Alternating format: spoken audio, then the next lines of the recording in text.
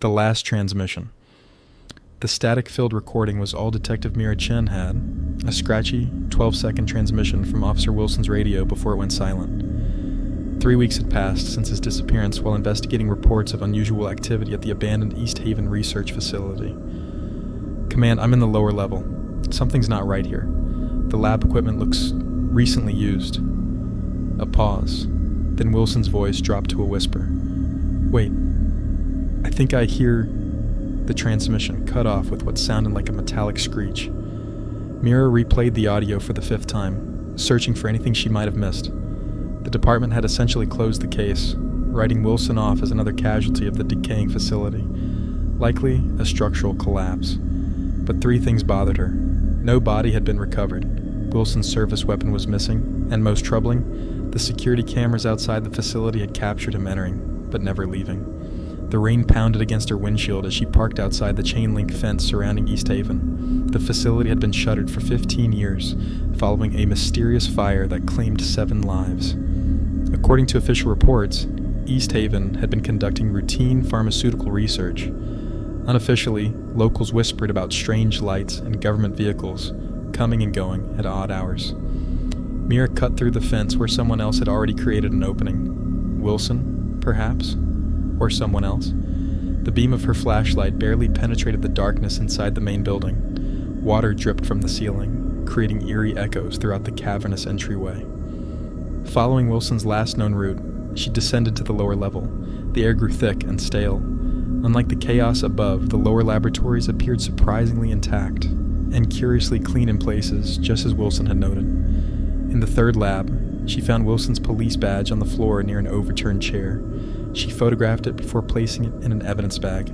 Something small glinted under a desk, a shell casing, recently fired, judging by its lack of corrosion. A noise from deeper in the facility froze her in place, the squeak of a door hinge followed by footsteps. Mira drew her weapon and pressed against the wall. "Police! Identify yourself!" she called out. Silence. Then a figure darted past the doorway. Mira pursued, following the sound of retreating footsteps down a corridor she hadn't explored yet. The hallway ended at a massive metal door, partially open. It led to a section of the facility not on any blueprint she'd studied. Inside was a circular room with what appeared to be medical equipment. Charts on the walls contained chemical formulas and diagrams of the human brain. A journal lay open on a desk, dated just 2 weeks ago.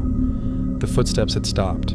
Whoever she was chasing was either hiding or had somehow exited. As she approached the desk to examine the journal, Mira noticed a framed photograph, its glass shattered. She lifted it carefully. It showed a group of scientists outside Easthaven. Among them, impossibly, was Officer Wilson. The photo was dated 13 years ago. The door behind her slammed shut. A voice came through a speaker in the ceiling. "Detective Chen, I knew you'd come looking eventually."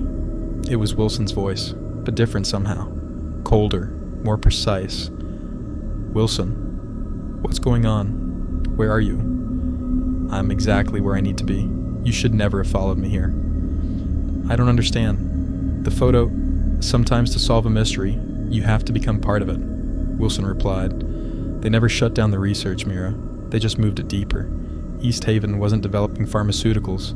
They were developing people, better people."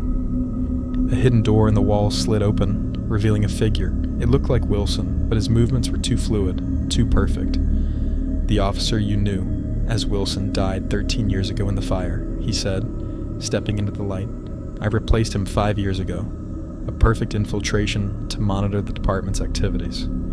Mira raised her weapon. "That's impossible." "Is it? Check your phone, detective. No signal, no backup coming. But don't worry. You won't disappear like I did.